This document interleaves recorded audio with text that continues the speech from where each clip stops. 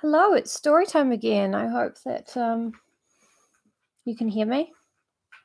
I've got the mic in a slightly different place, and I've got Niobe indoors, so she may want to be let out. That might disrupt us, but that's okay. We're not beginning immediately anyway. Yes, this is the first episode of the new book. It's really exciting, and I really enjoyed doing Dracula with all you guys. It was so funny. It was such a journey. What's up, John? How you doing? I'm dying from ketamine withdrawals. Well, not withdrawal, but dying from not having my medical ketamine. But apart from that,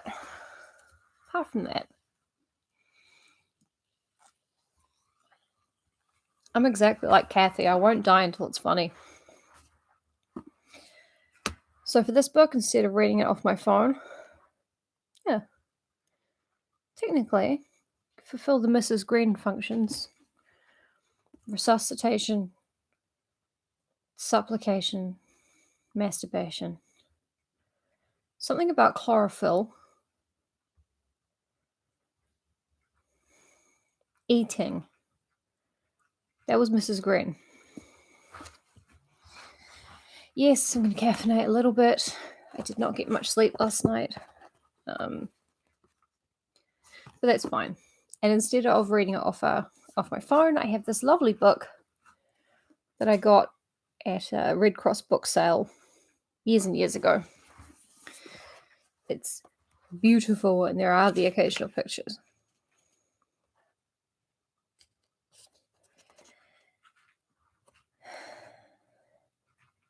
Right.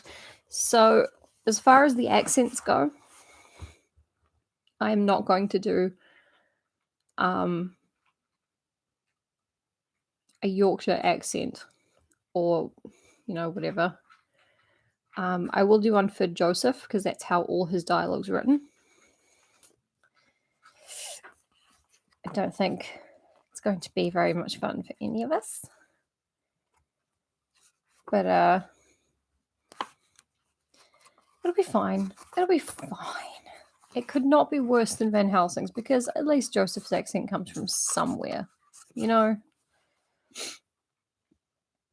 So our first picture is here. Emily Bronte. The coolest of the Bronte sisters, in my opinion. Hello, Niobe. Do you want to go outside? There you go. Door's open. There you go. Okay, I'm going to start reading the chapter with the door open a little bit because she wants it that way. I love her. And my neighbours are playing music, so it's fine. So I don't know how much all of you know about Wuthering Heights, but it was written by Emily Bronte, one of three sisters to survive to adulthood, who lived in Haworth. Not sure how to pronounce it. With their dad. Their mum passed away. And their fail son brother, Branwell. They wrote a lot of teenage fanfic, but it wasn't. They made up their own characters based on real people, like Lord Byron and stuff. It's very it's got all the best parts of Gothic literature and teenage insanity. I quite like it. So Charlotte, Anne, and Emily, they Emily and Anne didn't live particularly long.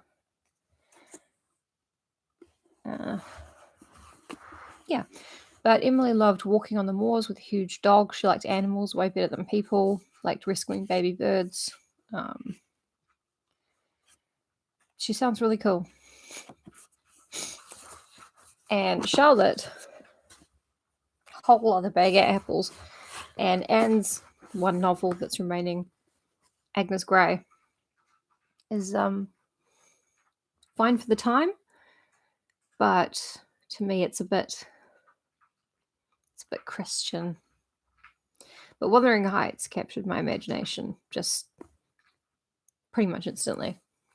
It is just,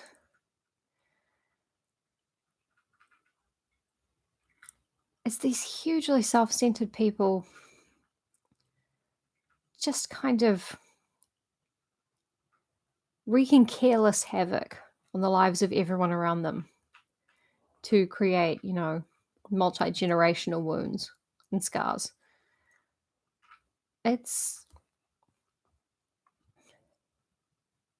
want to say it's like a secular book. Like if God exists, it's not particularly important.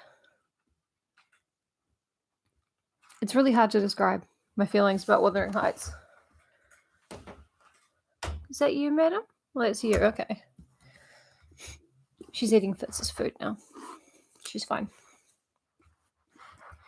So yeah, it's hard to describe my thoughts about Wuthering Heights, but it's a book I think as strange as Emily must have been herself. But when I say strange, I mean, like any one of us. Just a storm in a person. No, I shouldn't think so. Hey, Navy. Want the door open? Door's open. There you go.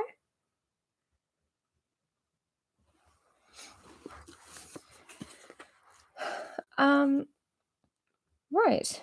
And of course, Charlotte, Anne and Emily's books were published under male names.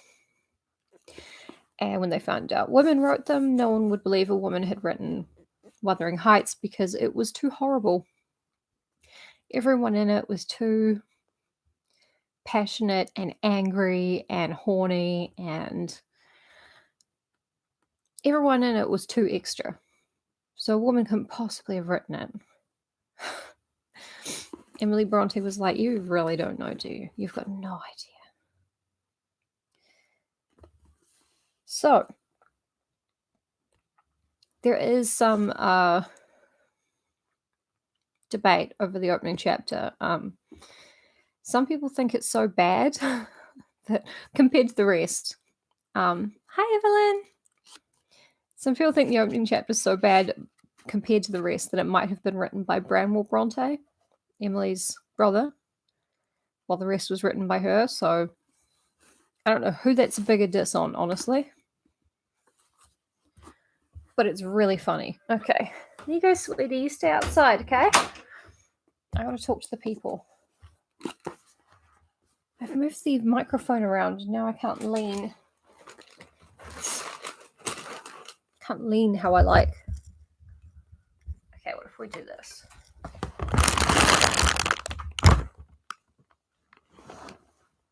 There we go. Nope. I've just been talking about how much I like Wuthering Heights. And how much I think Emily Bronte would probably have gotten on with me.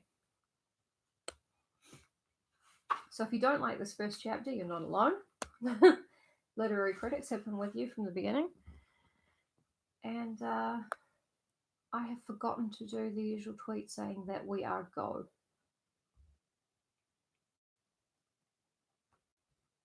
But this is going to be pretty good. Last time I read it, I think I was 26, 27.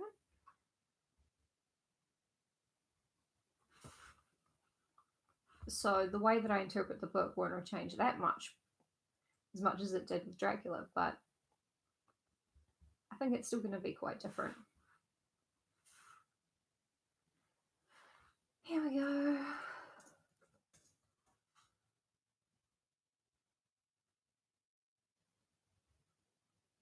Okay.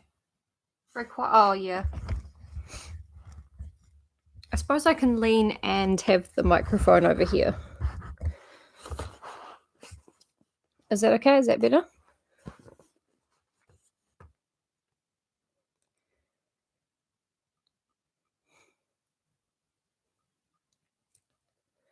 I ask if that's better, and then I just sit here not saying anything. I'm a smarty. Okay, awesome. Right, we've got the mic set up. We've got me cuddling down a little bit. And so my back won't hurt too much. More better. Perfect. On we go. Chapter 1 of Wuthering Heights. Beginning at about 10 minutes in, as we do. 1801. I have just returned from a visit to my landlord, the solitary neighbour that I should be troubled with. This is certainly a beautiful country. In all England, I do not believe that I could have fixed on a situation so completely removed from the stir of society. A perfect misanthropist heaven, and Mr. Heathcliff and I are such a suitable pair to divide the desolation between us. A capital fellow. He little imagined how much my heart warmed towards him when I beheld his black eyes withdraw so suspiciously into their brows as I rode up, and when his fingers sheltered themselves with a jealous resolution still further in his waistcoat as I announced my name. "Mr. Heathcliff," I said. A nod was the answer. "Mr. Lockwood, your new tenant, sir. I do myself the honour of calling as soon as possible after my arrival to express the hope that I have not inconvenienced you by my perseverance in soliciting the occupation of Thrushcross Grange. I heard yesterday that you had had some thoughts." Thrushcross Grange is my own, sir, he interrupted, wincing. I should not allow anyone to inconvenience me if I could hinder it. Walk in. The walk-in was uttered with closed teeth, and expressed the sentiment, "Go to the deuce." Even the gate over which he leant manifested no sympathizing movement to the words, and I think that circumstance determined me to accept the invitation. I felt interested in a man who seemed more exaggeratedly reserved than myself. "Not sure you are reserved, Mr. Lockwood. I think you think a lot of things about yourself that are perhaps not quite so." When he saw my horse's breast fairly pushing the barrier, he did put out his hand to unchain it, and then sullenly preceded me up the causeway, calling, as we entered the court, "Joseph, take Mr. Lockwood's horse and bring up some wine." Yeah, it's my accent. Juice is a nice term for devil, and go to the devil is a nice term for go to hell. I think Heathcliff would probably just tell him to fuck off, honestly, but, couldn't write that down probably. Here we have the whole establishment of domestics, I suppose, was the reflection suggested by this compound order. No wonder the grass grows up between the flags, and cattle are the only hedge cutters. Joseph was an elderly, nay, an old man, very old perhaps, though hale and sinewy. "The Lord help us," he soliloquized in an undertone of peevish displeasure, while relieving me of my horse, looking meantime in my face so sourly that I charitably conjectured he must have need of divine aid to digest his dinner, and his pious ejaculation had no reference to my unexpected advent. I love a pious ejaculation. Wuthering Heights is the name of Mr. Heathcliff's dwelling. Wuthering being a significant provincial adjective, descriptive of the atmospheric tumult to which its station is exposed in stormy weather. Pure, bracing ventilation they must have up there at all times indeed. One may guess the power of the north wind blowing over the edge by the excessive slant of a few stunted firs at the end of the house, and by a range of gaunt thorns all stretching their limbs one way, as if craving alms of the sun. Happily, the architect had foresight to build it strong. The narrow windows are deeply set in the wall, and the corners defended with large jutting sconces.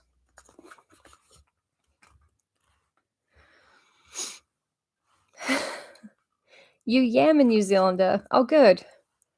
Good."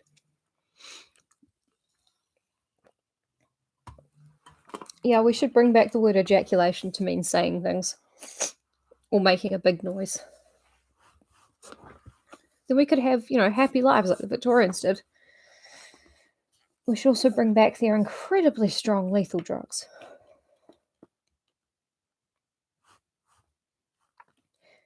Before passing the threshold, I paused to admire a quantity of grotesque carving lavished over the front, and especially about the principal door, above which, among a wilderness of crumbling griffins and shameless little boys, I detected the date 1500 and the name Hareton Earnshaw.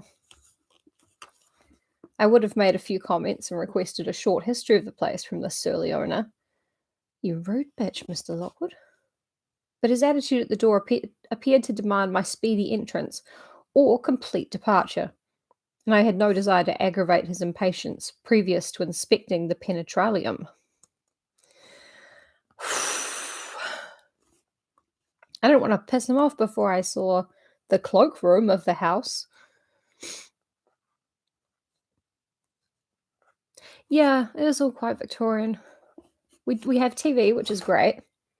We don't have laudanum, which sucks. It sounds pretty good. How am I meant to write Frankenstein? Ridiculous. One step brought us into the family sitting room, without any introductory lobby or passage. They call it here the house, preeminently. It includes kitchen and parlour generally, but I believe that at Wuthering Heights the kitchen is forced to retreat altogether into another quarter. At least I distinguished a chatter of tongues and a clatter of culinary utensils deep within, and I observed no signs of roasting, boiling, or baking about the huge fireplace, nor any glitter of copper saucepans and tin calendars on the walls. One end, indeed, reflected splendidly both light and heat from ranks of immense pewter dishes, interspersed with silver jugs and tankards, towering row after row on a vast oak dresser to the very roof. The latter had never been underdrawn. Its entire anatomy lay bare to an inquiring eye, except where a frame of wood laden with oatcakes and clusters of legs of beef, mutton, and ham concealed it. By which he means you can see the rafters. And the house bit, he means that in that country you call the main small living area the house. It's kind of what you refer to. There are extra rooms and stuff, and there are servants' rooms and things, but that's the bit of the building that you call the house. Also, don't take anything I'm saying as proper historical fact, because I know what I think I know, but I don't have no degrees or nothing.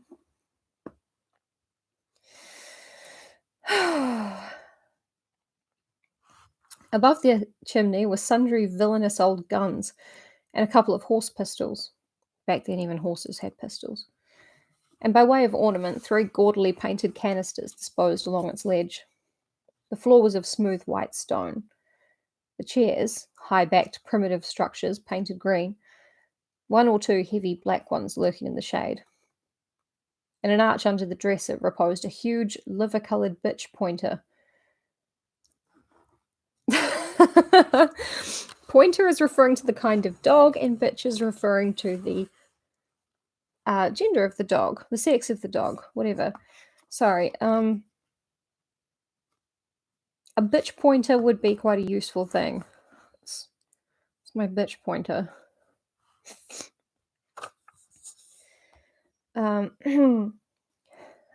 Surrounded by a swarm of squealing puppies, and other dogs haunted other recesses. The apartment and furniture would have been nothing extraordinary as belonging to a homely northern father, with a stubborn countenance and stalwart limbs sent out to advantage in knee breeches and gaiters. Such an individual seated in his armchair, his mug of ale frothing on the round table before him, is to be seen in any circuit of 5 or 6 miles among these hills, if you go at the right time after dinner. But Mr. Heathcliff forms a singular contrast to his abode and style of living. That's right, I forgot. We're going to have to use the G word a whole lot. Danny, do you think I should just sub in Roma? I've got 8 bitch pointers. Bitch, bitch, bitch, bitch. This is the bitch life or death decider.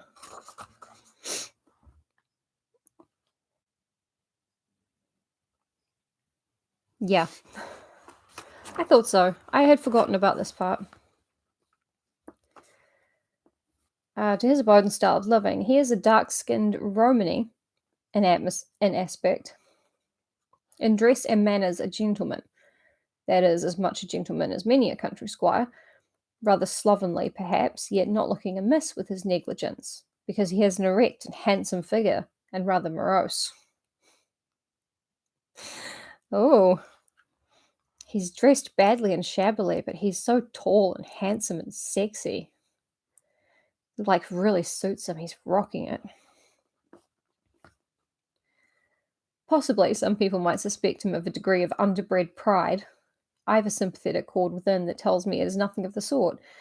I know by instinct his reserve springs from an aversion to showy displays of feeling, to manifestations of mutual kindliness. He'll love and hate equally under cover, and esteem it a species of impertinence to be loved or hated again. No, I'm running on too fast. I bestow my own attributes over liberally on him. Mr. Lockwood is a Scorpio. I hope he gets killed. Mr. Heathcliff may have entirely dissimilar reasons for keeping his hand out of the way when he meets a would-be acquaintance, to those which actuate me. Let me hope my constitution is almost peculiar. My dear mother used to say I should never have a comfortable home, and only last summer I proved myself perfectly unworthy of one. The horse's breast of Flora. Hey, sweetie. Hello, darling. It's pushing at the gate of the world. I gave them meat, didn't I?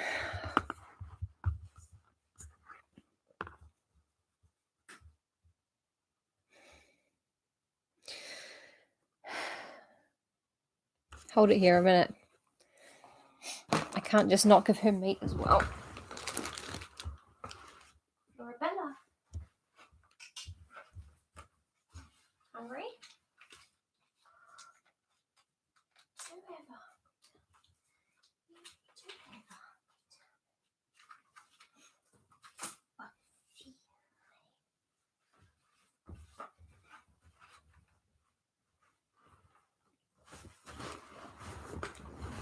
I don't like it when things are unfair.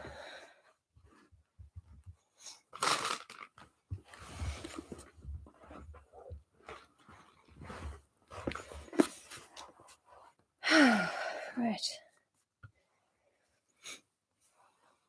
Man, Mr. Lockwood's mother was like, "You're such a Scorpio and you're so unlikable, you're probably never going to have a wife." While enjoying a month of fine weather at the seacoast, I was thrown into the company of a most fascinating creature, a real goddess in my eyes, as long as she took no notice of me. I never told my love vocally. Still, if looks have language, the merest idiot might have guessed I was over head and ears. She understood me at last and looked a return, the sweetest of all imaginable looks. And what did I do? I confess it with shame, shrunk icily into myself like a snail. At every glance retired colder and farther until finally the poor innocent was let to doubt her own senses, and overwhelmed with confusion at her supposed mistake, persuaded her mamma to decamp. By this curious turn of disposition, I have gained the reputation of deliberate heartlessness. How undeserved, I alone can appreciate. Freudian slip.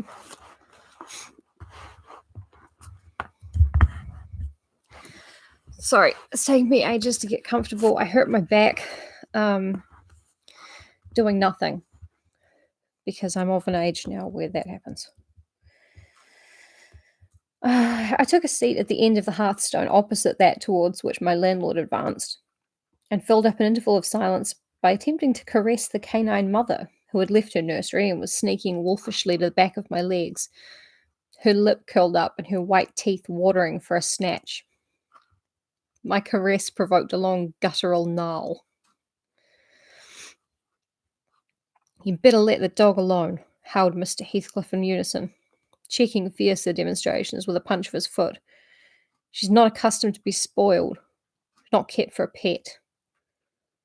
Then, striding to a side door, he shouted again, "Joseph!" Joseph mumbled indistinctly in the depth of the cellar, but gave no intimation of ascending. So his master dived down to him, leaving me vis-a-vis the ruffianly bitch and a pair of grim, shaggy sheepdogs, who shared with her a jealous guardianship over all my movements.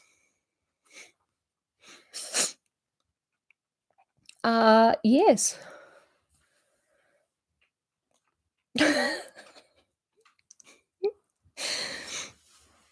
When you reach 35, you get inducted into a secret spy program. I got in early because I aced the written test. Whoops.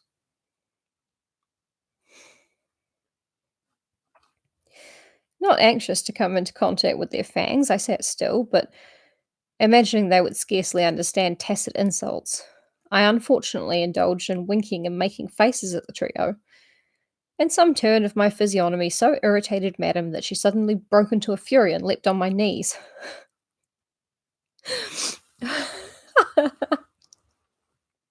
No, I'm not 35 yet. 1 month, 20 days. Then I'll be in my mid-30s. Why are they making faces at the dogs? People did weird shit before TV. I flung her back and hastened to interpose the table between us. This proceeding aroused the whole hive. Half a dozen four-footed fiends of various sizes and ages issued from hidden dens to the common centre. I felt my heels and coat laps peculiar subjects of assault, and parrying off the larger combatants as effectually as I could with the poker, I was constrained to demand aloud assistance from some of the household in re-establishing peace. Mr. Heathcliff and his man climbed the cellar steps with vexatious phlegm. I don't think they moved 1 second faster than usual, though the hearth was in an absolute tempest of worrying and yelping. Happily, an inhabitant of the kitchen made more dispatch. A lusty dame, with tucked-up gown, bare arms, and fire-flushed cheeks, rushed into the midst of us flourishing a frying-pan, and used that weapon, and her tongue, to such purpose that the storm subsided magically, and she only remained, heaving like a sea after a high wind, when her master entered on the scene. "The devil is the matter?" he asked, eyeing me in a manner that I could ill endure after this inhospitable treatment. "What the devil, indeed?" I muttered. "The herd of possessed swine could have had no worse spirits in them than these animals of yours, sir. You might as well leave a stranger with a brood of tigers." "They won't meddle with persons who touch nothing," he remarked, putting the bottle before me and restoring the displaced table. "The dogs do right to be vigilant. Take a glass of wine?" "No, thank you." "Not bitten, are you?" "If I had been, I would have set my signet on the biter." Heathcliff's countenance relaxed into a grin. "Come, come," he said. "You're flurried, Mr. Lockwood. Here, take a little wine. Guests are so exceedingly rare in this house that I and my dogs, I'm willing to own, hardly know how to receive them. Your health, sir." I bowed and returned the pledge, beginning to perceive that it would be foolish to sit sulking for the misbehaviour of a pack of curs. Besides, I felt loath to yield the fellow further amusement at my expense, since his humour took that turn. He, probably swayed by prudential consideration of the folly of offending a good tenant, relaxed a little in the laconic style of chipping off his pronouns and auxiliary verbs, and introduced what he supposed would be a subject of interest to me, a discourse on the advantages and disadvantages of my present place of retirement. I found him very intelligent on the topics we touched, and before I went home, I was encouraged so far as to volunteer another visit tomorrow. He evidently wished no repetition of my intrusion. I shall go, notwithstanding. It is astonishing how sociable I feel myself compared with him. That is actually the end of chapter 1, but I'm going to keep going because That was really short. Um, Mr. Lockwood is so unlikable. I mean, I get that everybody is, right? But Mr. Lockwood. Wow, thank you for finally being polite to me after all this time. Sometime tomorrow? No? Well, I'll be there. I'll be there. Ha! This guy hates company. Hilarious. Yeah, he doesn't want me here. Fuck him, I'm coming back tomorrow. I find him interesting. Mr. Lockwood. Heathcliff doesn't owe you anything.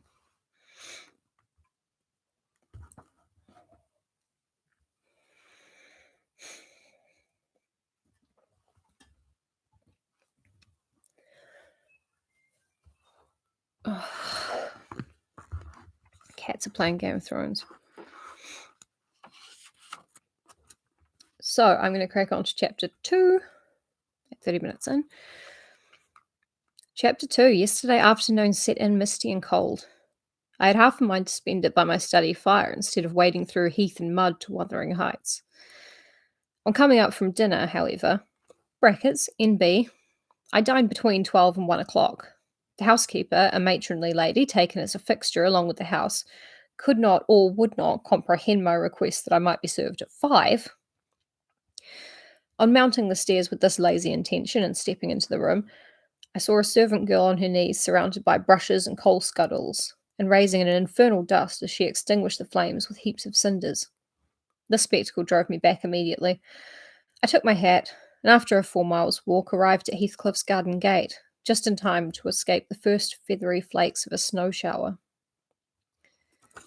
And at this point, the housekeeper, who I believe is Nellie, but I can't remember, at this point in England, the main meal of the day is moving from noon-ish to early in the evening, which is why people in some parts of the country say dinner when they're talking about lunch. But this was a southern thing at the time. And in New Zealand, I believe it was a northern thing at the time, because we're backwards. So yeah, that's why there are regional differences between whether you call them midday meal, lunch, or dinner. We used to have a little bit of breakfast just to break your fast. Like you'd have a cup of ale, probably. And then the big meal would be in the middle of the day. For ages, this was the way things went. And you'd have a small meal at night. It would be called supper. So if you were invited to sup with somebody, that was pretty good. It meant you were being their home. Yeah, it's dinner. Well, that's what a lot of my aunties and uncles and that call it down here. But everyone up north in my family calls it lunch and says dinner is at night. So anyway, this is sort of when that was happening. So Mr. Lockwood is fashionable. He's trying to get his the lady looking after him to be fashionable too. She doesn't give a shit and pretends she can't understand him. The refuge of the working class and the female since forever.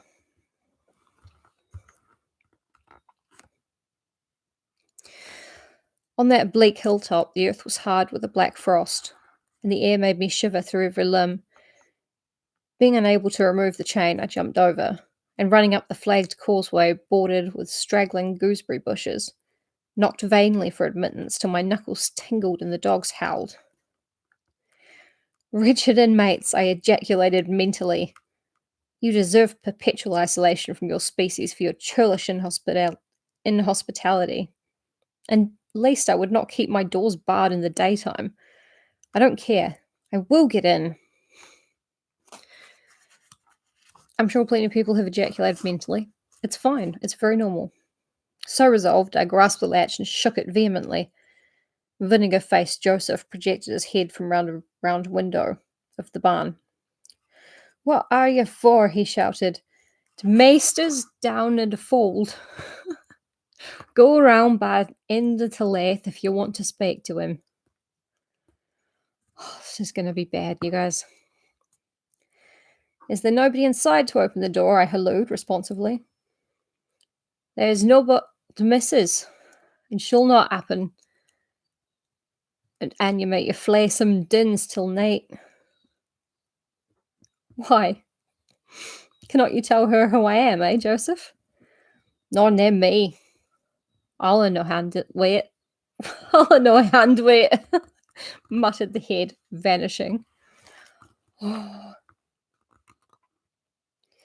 snow began to drive thickly. I seized the handle to essay another trial, when a young man without coat and shouldering a pitchfork appeared in the yard behind. He held me to follow him, and after marching through a washhouse and a paved area containing a coal shed, pump, and pitching cot, we at length arrived in the huge, warm, cheerful apartment where I was formally received. It glowed delightfully in the radiance of an immense fire, compounded of coal, peat, and wood, and near the table, laid for a plentiful evening meal, I was pleased to observe the missus, an individual whose existence I had never previously suspected. She looked at me, leaning back in her chair, and remained motionless and mute.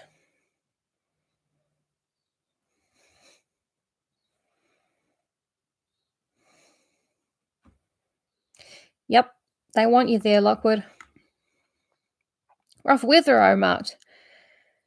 I'm afraid, Mrs. Heathcliff, the door must bear the consequence of your servant's leisure attendance. I had hard work to make them hear me. She never opened her mouth. I stared. She stared also. At any rate, she kept her eyes on me in cool, regardless manner, exceedingly embarrassing and disagreeable. Sit down, said the young man gruffly. He'll be in soon. I obeyed, and hemmed and called the villain Juno, who deigned at the second interview to move the extreme tip of her tail, in token of owning my acquaintance. A beautiful animal, I commenced again. Do you intend parting with the little ones, madam? They're not mine, said the amiable hostess, more repellingly than Heathcliff himself could have replied. Ah, your favourites are among these, I continued, turning to an obscure cushion full of something like cats. Strange choice of favourites, she said scornfully. Unluckily, it was a heap of dead rabbits. I hemmed once more and drew closer to the hearth, repeating my comment on the wildness of the evening. You should not have come out, she said, rising and reaching from the chimney-piece 2 of the painted canisters. Her position before was sheltered from the light. Now I had a distinct view of her whole figure and countenance. She was slender, and apparently scarcely past girlhood, an admirable form and the most exquisite little face that I have ever had the pleasure of beholding. Small features, very fair, flaxen ringlets, or rather golden, hanging loose on her delicate neck, and eyes, had they been agreeable in expression, that would have been irresistible. Fortunately for my susceptible heart, the only sentiment they evinced hovered between scorn and a kind of desperation, singularly unnatural to be detected there. The canisters were almost out of her reach. I made a motion to aid her. She turned upon me as a miser might turn if anyone attempted to assist him in counting his gold. I don't want your help, she snapped. I can get them myself. I beg your pardon, I hastened to reply.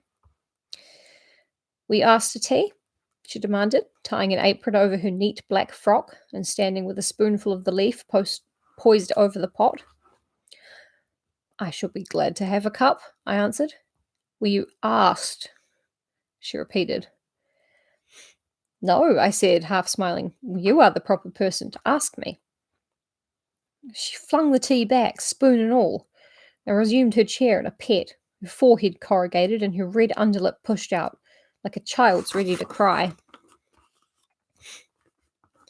Meanwhile, the young man had slung onto his person a decidedly shabby upper garment, and erecting himself before the blaze, looked down upon me from the corner of his eyes, for all the world as if there were some mortal feud unavenged between us.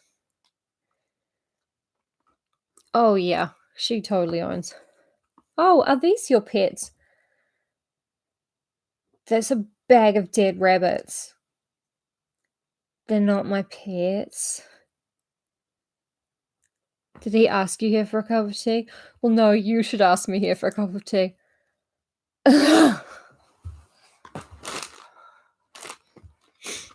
She's so good. Everyone just hates him being there so much. I began to doubt whether he were a servant or not. His dress and speech were both rude, entirely devoid of the superiority observable in Mr. and Mrs. Heathcliff. His thick brown curls were rough and uncultivated. His whiskers encroached bearishly over his cheeks, and his hands were embrowned like those of a common labourer. Still, his bearing was free, almost haughty, and he showed none of a domestic's assiduity in attending on the lady of the house. In the absence of clear proofs of his condition, I deemed it best to abstain from noticing his curious conduct, and 5 minutes afterwards the entrance of Heathcliff relieved me, in some measure, from my uncomfortable state. "You see, sir, I am come, according to promise," I exclaimed, assuming the cheerful, "and I fear I shall be weather bound for half an hour, if you can afford me shelter during that space." "Half an hour," he said, shaking the white flakes from his clothes. "I wonder you should select the thick of a snowstorm to ramble about in. Do you know that you run a risk of being lost in the marshes? People familiar with these moors often miss their road on such evenings, and I can tell you there is no chance of a change at present. Perhaps I can get a guide among your lads, and he might stay at the Grange till morning. Could you spare me one?" "No, I could not." "Oh, indeed. Well then, I must trust to my own sagacity." Sagacity? Sagacity. "Humph. Are you going to make the tea?" demanded he of the shabby coat, shifting his ferocious gaze from me to the young lady. "Is he to have any?" she asked, appealing to Heathcliff. "Get it ready, will you?" was the answer, uttered so savagely that I started. The tone in which the words were said revealed a genuine bad nature. What? I no longer felt inclined to call Heathcliff a capital fellow. Yes, his household is terrified of him and deeply depressed. But that was fine when I thought he liked me. But oh no. When the preparations were finished, he invited me with, "Now, sir, bring forward your chair." And we all, including the rustic youth, drew round the table, an austere silence prevailing while we discussed our meal. I thought, if I had caused the cloud, it was my duty to make an effort to dispel it. Oh, Lockwood, you idiot. They could not every day sit so grim and taciturn, and it was impossible, however ill-tempered they might be, that the universal scowl they wore was their everyday countenance. My sweet summer child. It is strange, I began, in the interval of swallowing one cup of tea and receiving another. It is strange how custom can mould our tastes and ideas. Many could not imagine the existence of happiness in the life of such complete exile from the world as you spend, Mr. Heathcliff. Yet I'll venture to say that, surrounded by your family and with your amiable lady as the presiding genius of your home and heart— "My amiable lady," he interrupted, with an almost diabolical sneer on his face. "And where is she, my amiable lady?" "Mrs. Heathcliff, your wife, I mean." "Well, yes." "Ah, you would intimate that her spirit has taken the post of ministering angel and guards the fortunes of Wuthering Heights even when her body is gone. Is that it?" Perceiving myself in a blunder, I attempted to correct it. I might have seen there was too great a disparity between the ages of the parties to make it likely they were man and wife. One was about 40, a period of mental vigour at which men seldom cherish the delusion of being married for love by girls. Ha! That dream is reserved for the solace of our declining years. The other did not look 17. I can't believe Heathcliff is 40. I thought he was old. I always thought he was old. I mean, I read the book. I just thought that 40 was old at that point. Then it flashed upon me. The clown at my elbow, who was drinking his tea out of a basin and eating his bread with unwashed hands, may be her husband. Heathcliff Jr., of course. Here is the consequence of being buried alive. She has thrown herself away upon that boor from sheer ignorance that better individuals existed. A sad pity. I must beware how I cause her to regret her choice. The last reflection may seem conceited. It was not. My neighbour struck me as bordering on repulsive.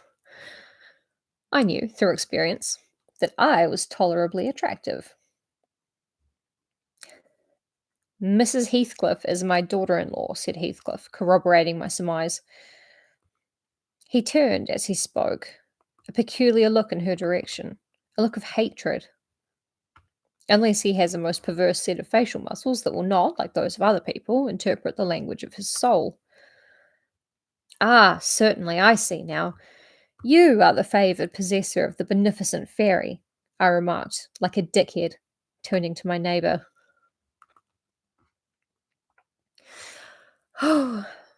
This was worse than before. The youth grew crimson and clenched his fist with every appearance of a meditated assault. But he seemed to recollect himself presently and smothered the storm in a brutal curse, muttered on my behalf, which, however, I took care not to notice. Unhappy in your conjectures, sir, observed my host. We neither of us have the privilege of owning your good fairy. Her mate is dead. I said she was my daughter-in-law, therefore she must have married my son. And this young man is not my son, assuredly. Heathcliff smiled again, as if it were rather too bold a jest to attribute the paternity of that bear to him. My name is Hareton Earnshaw, growled the other, and I counsel you to respect it. I show no disrespect, was my reply, laughing internally at the dignity with which he announced himself. He fixed his eye on me longer than I cared to return the stare, for fear I might be tempted either to box his ears or render my hilarity audible. I began to feel unmistakably out of place in that pleasant family circle. The dismal spiritual atmosphere overcame and more than neutralized the glowing physical comforts around me, and I resolved to be cautious how I ventured under these rafters a third time. Are you married to this pretty lady? Fuck you. Fuck you. I'll fight you. Is this guy your son? No, I would rather be dead in a ditch. Well, how are you guys all related? None of your business. No one invited you here.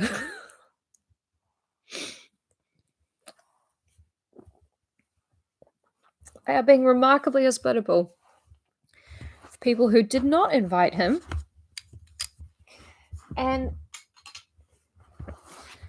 who he thinks he's getting away with patronizing because it's just in his head. I'm pretty sure they're picking up on it, bro.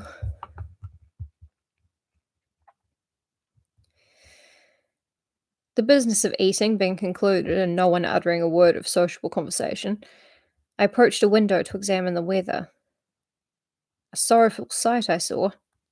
Dark night coming down prematurely, and sky and hills mingled in one bitter whirl of wind and suffocating snow. I don't think it possible for me to get home now without a guide, I could not help exclaiming.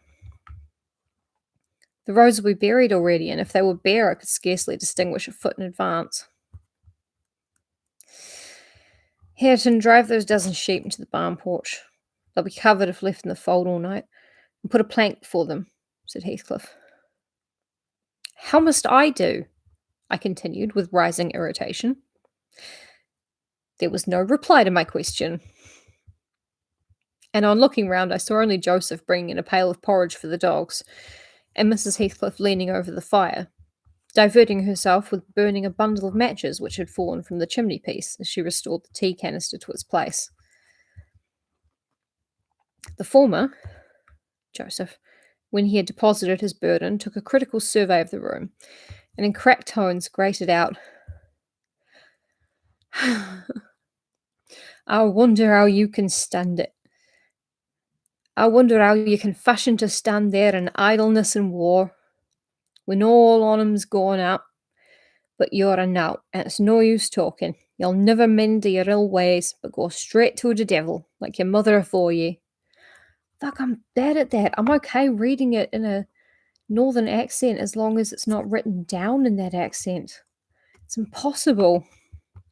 I wonder how you can fashion to stand there. Idleness. When all of them's gone out. But you're a nowt, and it's no use talking. You'll go to the devil, like your mother afore ye. There we go. That was slightly better. I imagined for a moment that this piece of eloquence was addressed to me, and, sufficiently enraged, stepped towards the aged rascal with an intention of kicking him out of the door. Mrs. Heathcliff, however, checked me by her answer. You scandalous old hypocrite, she replied. Are you not afraid of being carried away bodily whenever you mention the devil's name? I warn you to refrain from provoking me, or I'll ask your abduction as a special favour. Stop! Look here, Joseph, she continued, taking a long dark book from a shelf. I'll show you how far I've progressed in the black art. I shall soon be competent to make a clear house of it. The red cow didn't die by chance, and your rheumatism can hardly be reckoned among providential visitations. Oh, wicked, wicked, gasped the elder. May the Lord deliver us from evil. No, reprobate. You're a castaway. Be off, or I'll hurt you seriously. I'll have you all modelled in wax and clay, and the first who passes the limits I fix shall... I'll not say what he shall be done to, but you'll see. Go, I'm looking at you. I love her. The little witch put a mock malignity into her beautiful eyes, and Joseph, trembling with sincere horror, hurried out, praying and ejaculating wicked as he went. I thought her conduct must be prompted by a species of dreary fun, and now that we were alone, I endeavoured to interest her in my distress. No one's interested in your distress, Joseph. Mrs. Heathcliff, I said earnestly, you must excuse me for troubling you. I presume because with that face I'm sure you cannot help being good-hearted. Do point out some landmarks by which I may know my way home. I've no more idea how to get there than you would have how to get to London. Take the road you came, she answered, ensconcing herself in a chair with a candle and the long book open before her. It is brief advice, but as sound as I can give. Then, if you hear of me being discovered dead in a bog or a pit full of snow, your conscience won't whisper that it is partly your fault. How so? I cannot escort you. They wouldn't let me go to the end of the garden wall. You? I should be sorry to ask you to cross the threshold for my convenience on such a night, I cried. I want you to tell me my way, not to show it, or else to persuade Mr. Heathcliff to give me a guide. Who? There is himself, Earnshaw, Zilla, Joseph, and I. Which would you have? Are there no boys at the farm? No, those are all. Then it follows that I am compelled to stay.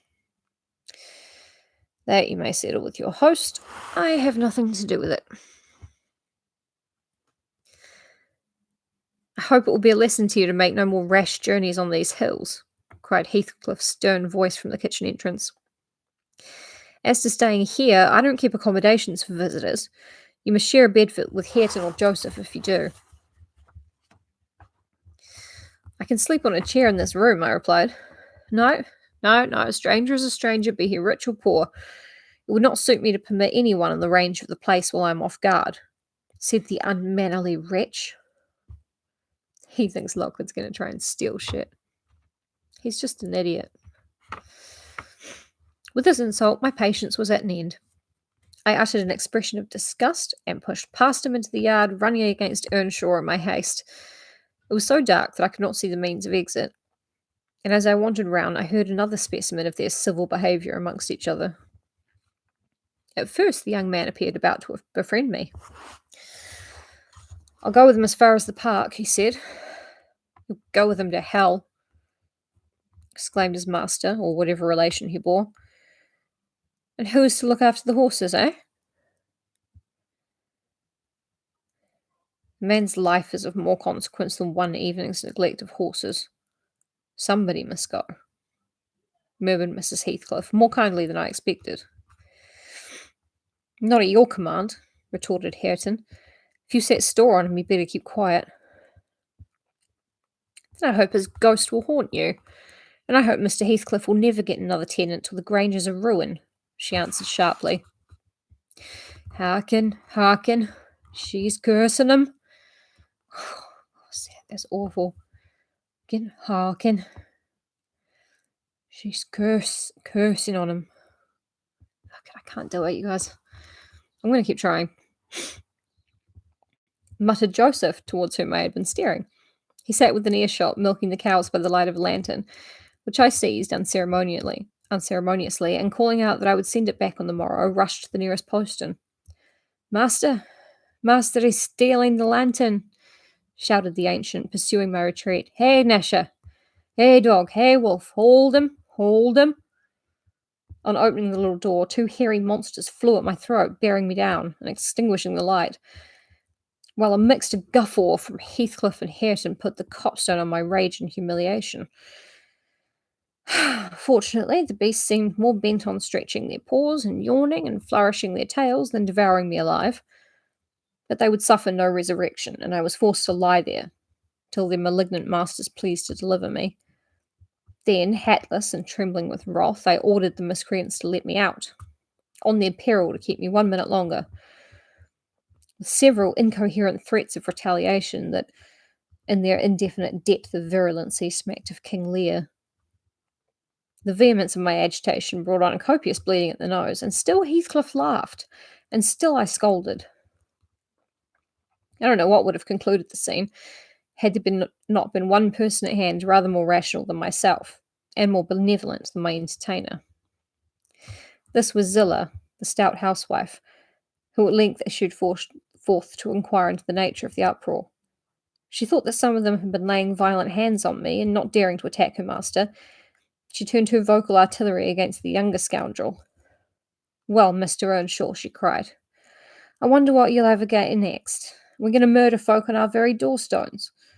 I see this house will never do for me. Look at the poor lad, he's fair choking. Wish, you mustn't go on so. Come in and I'll cure that. There now, hold you still.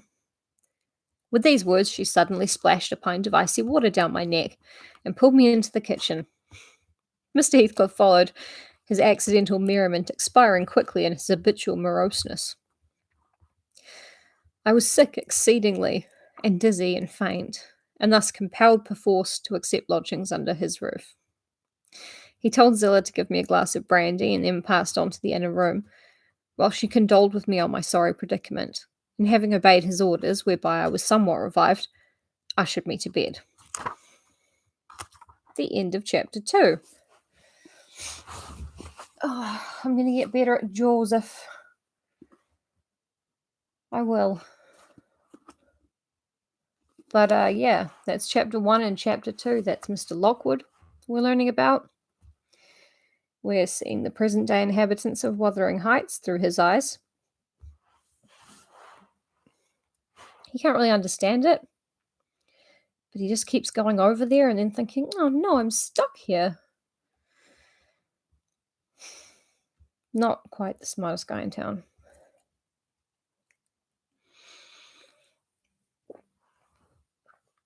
But yeah.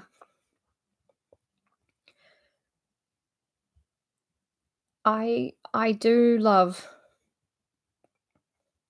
I don't want to spoil anything. I do love Mrs. Heathcliff right here. She's just no, fuck it. I'm not making him tea. I'm not making him tea until I'm told to make him tea by the guy who can tell me to make him a cup of tea.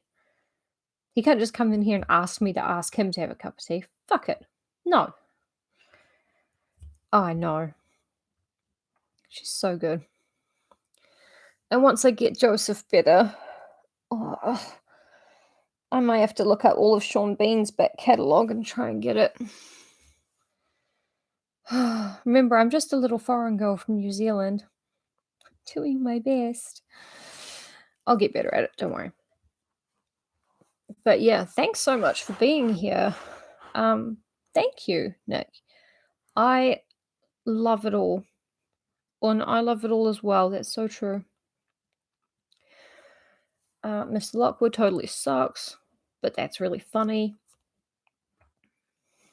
So everything about the first couple chapters is mysterious and interesting and Northern Gothic, but also very, very funny. So yeah, thanks for being here. And tomorrow we will continue. I miss you too, Danny, so much. I really, really do. I thought I might stream some Stardew Valley later on.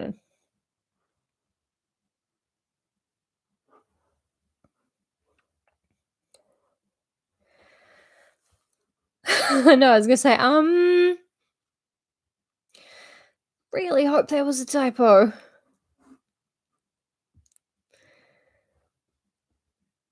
I don't know what that is or what it refers to, but I hope the best rapper in the world really is a girl from New Zealand. That'll be great.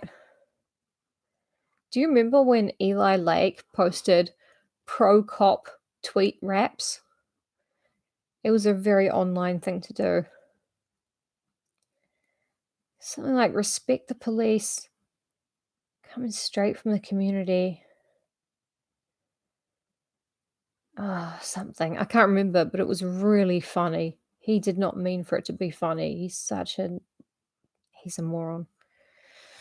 Coco Solid. Okay, I've never heard of that because I don't keep in touch with my nieces at the moment. Thank you for being here, John. It's a little bit of a lifeline, actually, the story at the moment. So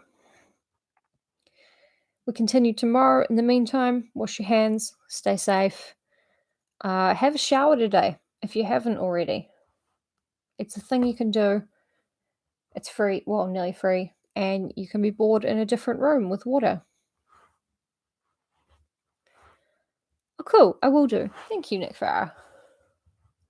All right. Bye, guys. I will see you tomorrow.